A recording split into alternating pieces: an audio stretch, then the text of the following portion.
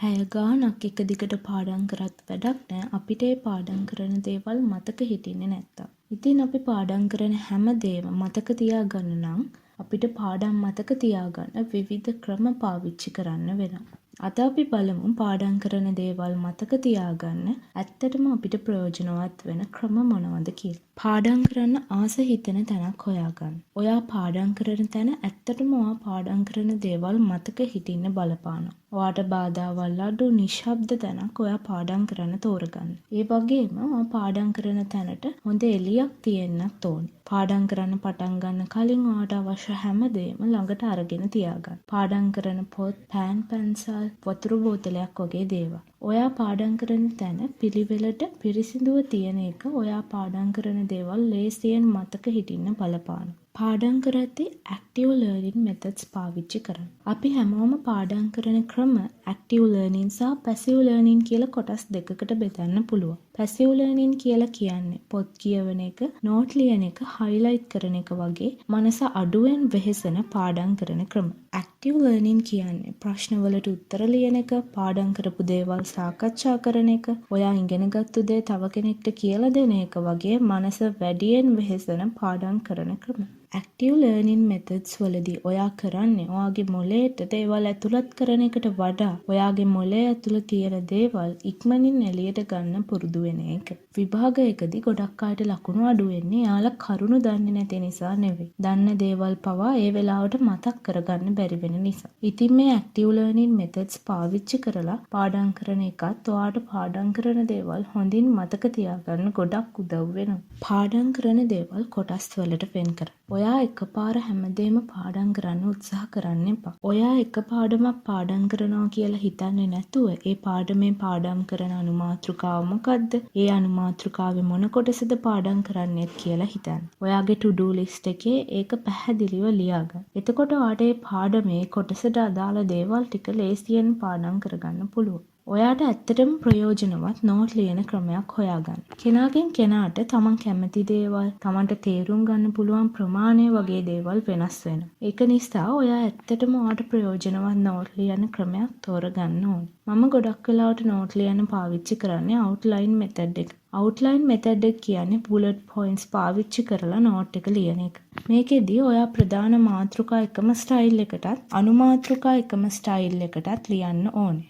outline method එක ගොඩක් අය පාවිච්චි කරන ක්‍රමයක්. තව ක්‍රමයක් මම ඔයාලට අද කියලා දෙන්න. ඒක තමයි Cornell note taking method එක කියන්නේ. Cornell method එකේදී කරන්නේ ඔයා නෝට් එක ලියන පිටුව මේ විදිහට ප්‍රධාන කොටස් තුනකට බෙදා ගන්න ඕනේ. මේකේ පළවෙනි තීරුවේ ඔයාට නෝට් එක ලියන්න යද්දී ඇතිවෙන ප්‍රශ්න සහ keywords වගේ දේවල් ලියන්න පුළුවන්. දෙවෙනි තීරුවේ තමයි ඔයා ප්‍රධාන මාතෘකාව ලියලා ඔයාගේ නෝට් එක ලියන්න. පිටුව අන්තිමට තියෙන තීරුවේ ඔයා ඒ පිටුවේ ලියපු නෝට් එකේ පොඩි සමරි එකක් ලියන්න ඕනේ. ඉතින් මේ ක්‍රමෙත් ඔයාට නෝට් ලියන්න පාවිච්චි කරන්න පුළුවන්. active recall සහ spaced repetition. active recall කියන්නේ මම කලින් කියපු active learning methods පාවිච්චි කරලා ඔයා පාඩම් කරපු දේවල් නැවත මතක් කරන එකට. මේකට ඔයාට past papers, අනුමාන ප්‍රශ්න සහ flash cards වගේ දේවල් පාවිච්චි කරන්න පුළුවන්. spaced repetition කියන්නේ ඔයා පාඩම් කරන දේවල් ටික කාලයක් යද්දී අමතක වෙන එක නැති කරගන්න කාලෙන් කාලෙට ඔයාගේ මතකය අලුත් කරගන්න එක. මේකටත් ඔයාට පාවිච්චි කරන්න පුළුවන් ප්‍රශ්න වලට උත්තර ලියන එක සහ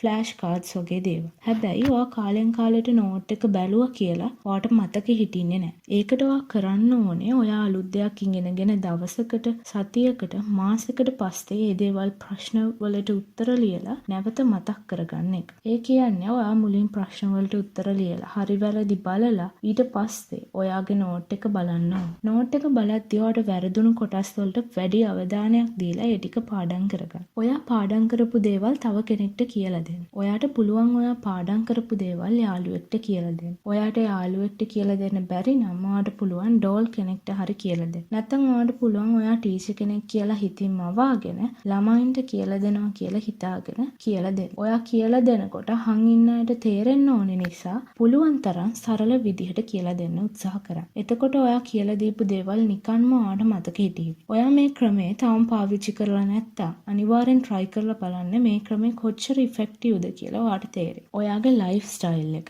ඔයාගේ ලයිෆ් ස්ටයිල් එක ඔයා පාඩම් කරන දේවල් මතක හිටින්න බලපානවද? ඔව්. ඒ කියන්නේ ඔයා දවසට පැය 18ක් පාඩම් කරා කියලා ඒ දේවල් මතක හිටින්නේ නැහැ. ඔයා දවසම මහන්සි වෙලා පාඩම් කරපු දේවල් වලින් 40%ක්වත් ඔයාට මතක හිටින්නේ නැහැ. ඒක නිසා ඔයා මේ දේවල් ගැන සැලකිලිමත් වෙන්න. දවසට එක දිගට පැය 6ක්වත් නිදා ගන්න උත්සාහ කරන්න. පැය 5කට අඩු වෙන්න නිදා ගන්න එපා කොහොමත්. ඒක ඔයාගේ ශරීරයට හොඳ නැහැ. ඒ වගේම ඒක ඔයාගේ මතකයටත් බලපානවා. ඔයා නිතරම කඩෙන් කන්න එපා. දවසට පොඩි වෙලාවක් එක්සර්සයිස් කරන්න. එහෙමත් නැත්නම් අඩුම තරමේ ටික වෙලාවක් ඇවිදින්න. පාඩම් කරන වෙලාවට වතුර බෝතලයක් ළඟ තියාගෙන නිතරම වතුර බොන්න. ඔයා ආස දෙයක් කරන්න. YouTube වීඩියෝ එකක් බලන එක, ගේම් ගහන එක වගේ දේවල් ඔයා සම්පූර්ණයෙන්ම නවත්තන්න ඕනේ නැහැ. හැබැයි පාලනයක් ඇතුව දවසට පොඩි වෙලාවක් විතරක් ඒ දේවල් වලට යොදවන්න. ඉතින් මේ වීඩියෝ එක ඔයාට වැදගත් වුණා නම් channel එක subscribe කරලා like එකක් දාන්නත් අමතක කරන්න එපා. එහෙනම් අදට ගිහින් එන්නම්. හැමෝම පරිස්සමින් ඉන්න.